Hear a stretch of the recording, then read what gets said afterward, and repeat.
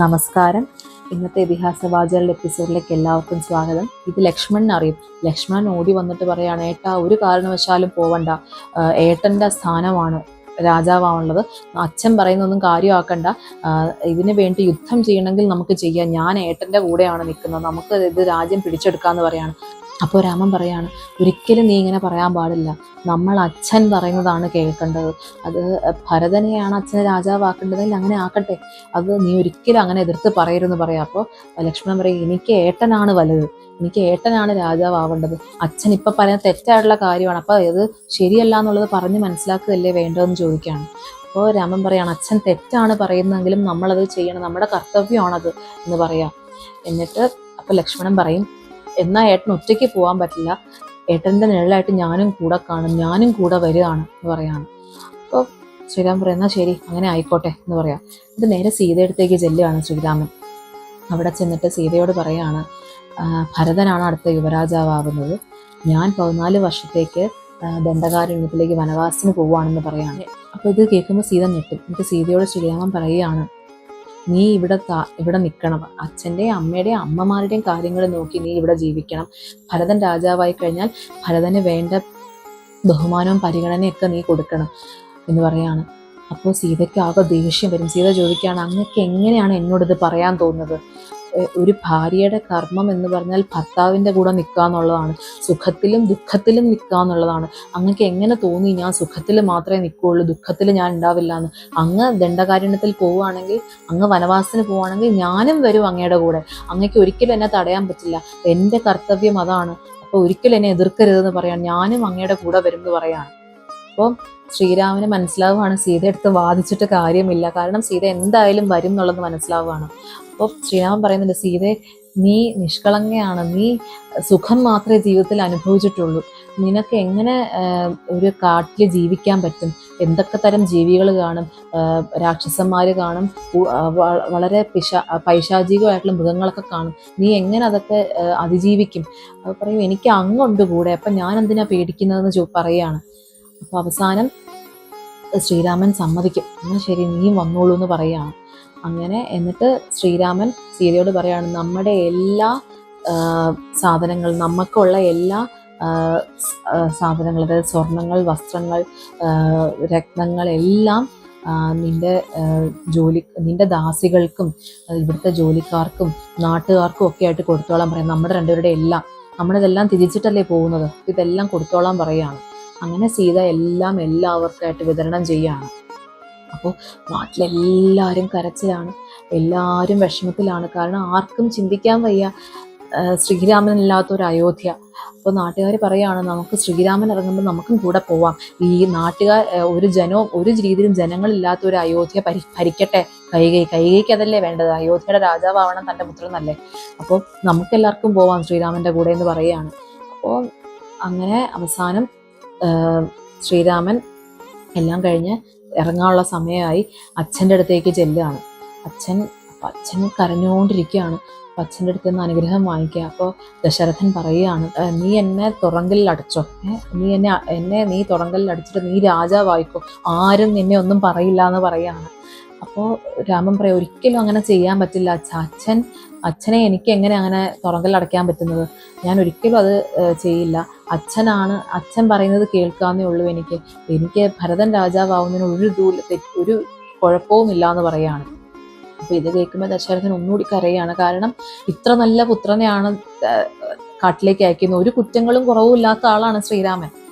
അപ്പോൾ ദശരഥൻ എന്നിട്ട് വീണ്ടും ഇരുന്ന് കരയാണ്, എൻ്റെ ഹൃദയം പൊട്ടുകയാണ് ഇപ്പോൾ, നീ പോകുന്നത്, നീ ഇല്ലാത്തൊരു അയോധ്യ എനിക്ക് ചിന്തിക്കാൻ വയ്യ, എനിക്ക് ജീവിക്കാൻ വയ്യ, ഇവിടെ നീ ഇല്ലാതെ എനിക്ക് പറ്റില്ല എന്ന് പറയാണ്.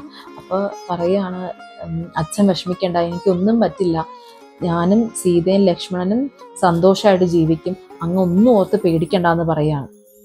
ഇത് എന്നിട്ട് കൈകേയും കൊണ്ട് നടക്കുമ്പോൾ ഇവരെല്ലാവരും ഉണ്ട്, കൈകേയി വേഗം ഇവർക്ക് കാവ്യവസ്ത്രം കൊണ്ടുവന്ന് കൊടുക്കുകയാണ്, ഇതിട്ടിട്ട് പോവാൻ പറയുക.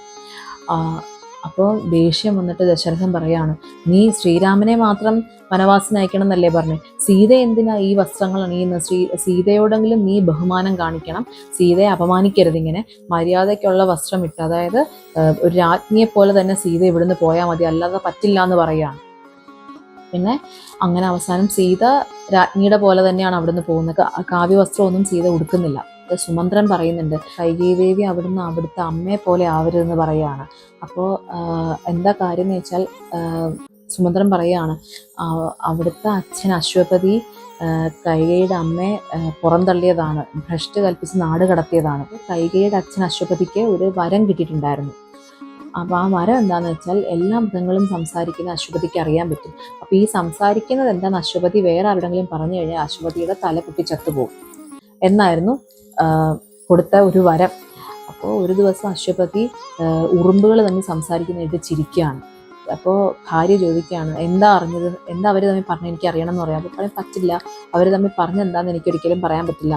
അപ്പോൾ അതെന്താ അങ്ങനെ, എന്താ പറയൂ എന്ന് പറയാം. അപ്പം ഇല്ല, ഞാൻ പറഞ്ഞു കഴിഞ്ഞാൽ എൻ്റെ തല പൊട്ടി തെറിക്കുമെന്ന് പറയാം. നിങ്ങളുടെ തല പൊട്ടി തെറിച്ചാലും കുഴപ്പമില്ല, എനിക്ക് കാര്യം അറിയണം എന്ന് അവർ പറയും.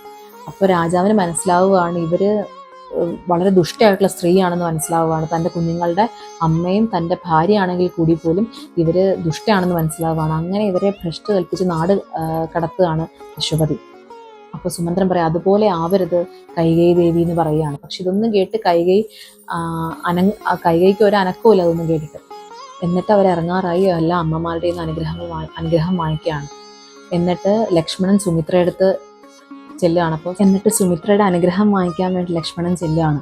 അപ്പോൾ ലക്ഷ്മണനോട് സുമിത്ര പറയുകയാണ്, രാമം ദശരഥം വിദ്ധി മാം വിദ്ധി ജനകാത്മജ അയോധ്യ അടവിൻ വിദ്ധി ഗച്ഛതാത യഥാസുഖം.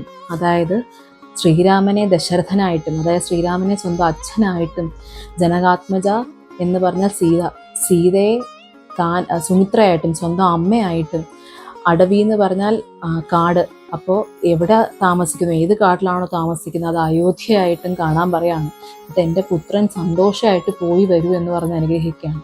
പറയുന്നുണ്ട്, രാമായണത്തിൽ ഏറ്റവും കൂടുതൽ പ്രാധാന്യം കൂടിയ ഒരു ശ്ലോകമാണിത്. കാരണം ഒരമ്മയും അങ്ങനെ തൻ്റെ പുത്രനോട് പറയാൻ സാധ്യതയില്ലാത്തൊരു കാര്യമാണ്. കാരണം ഏട്ടനെ സ്വന്തം അച്ഛനായിട്ടും ഏടത്തിയെ സ്വന്തം അമ്മയായിട്ടും കാണാൻ പറയാണ്, താമസിക്കുന്നിടം അയോധ്യയായിട്ടും കാണാൻ പറയാണ്. ഒരമ്മയെ അങ്ങനെ പറയാൻ സാധ്യത കുറവാണ്. കാരണം സ്വന്തം അമ്മയല്ലാതെ വേറൊരാളെ അമ്മയായിട്ട് കാണാൻ എത്ര അമ്മമാർ പറയും എന്നുള്ളതാണ്. അപ്പോൾ ഏറ്റവും കൂടുതൽ മഹത്വമേറിയ ശ്ലോകമാണിത് രാമായണത്തിലെന്നാണ് പറയുന്നത്. ലക്ഷ്മണൻ ഊർമിളയുടെ അടുത്തും പോകും.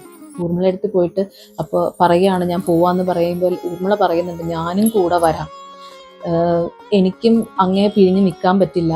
അപ്പോൾ ലക്ഷ്മണൻ പറയാണ്, നീ വരണ്ട, കാരണം നീ വന്നു കഴിഞ്ഞാൽ അച്ഛനെയും അമ്മയും അമ്മമാരെ ആരാ നോക്കുക, ഇവിടുത്തെ കാര്യങ്ങളൊക്കെ ആരാ നോക്കുക, പിന്നെ നീ വന്നു കഴിഞ്ഞാൽ എനിക്ക് ഏട്ടനെ ഏടത്തിയെ നേരെ സേവിക്കാൻ പറ്റില്ല, ഞാൻ നിന്റെ കാര്യങ്ങൾ നോക്കുക എന്നുള്ളതായിരിക്കും എനിക്ക് പ്രധാനം, എനിക്ക് അപ്പോൾ അത് പാടില്ല, എനിക്ക് എൻ്റെ കർമ്മം അവരെ സേവിക്കുക എന്നുള്ളതാണ്, അപ്പോൾ നീ ഇവിടെ നിൽക്കണം എന്ന് പറയുകയാണ്.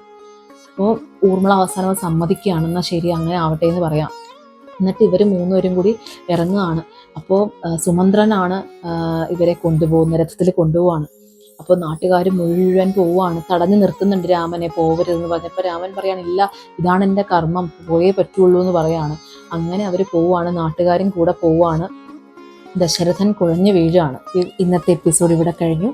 ഇനി അടുത്ത ദിവസം കാണാം. അതുവരെ നമസ്കാരം.